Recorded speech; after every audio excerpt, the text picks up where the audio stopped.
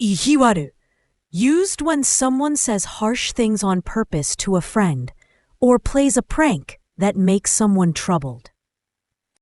意地悪、友達にわざときついことを言うときや、いたずらで人を困らせる場面で使います。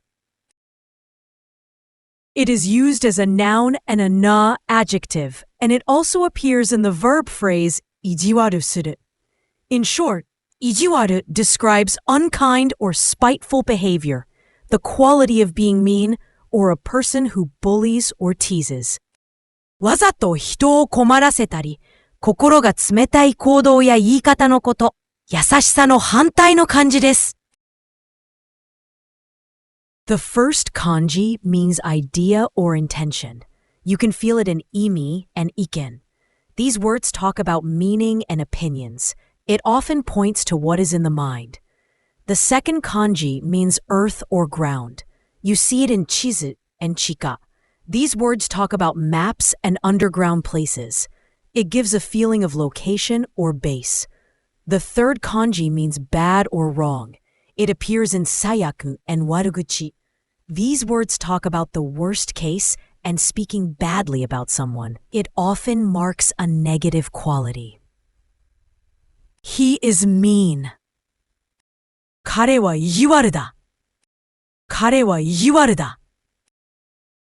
The man asked a mean question. その人は意地悪な質問をした。その人は意地悪な質問をした。Don't be mean to your friends. 友達に意地悪をしないで。友達に意地悪をしないで。I was mean to my sister. 妹に意地悪してしまった。妹に意地悪してしまった。The most common synonyms of the word are ijiwaru and ijimeru. Ijiwaru is a descriptive phrase for someone's character, while ijimeru is a verb for the act of bullying.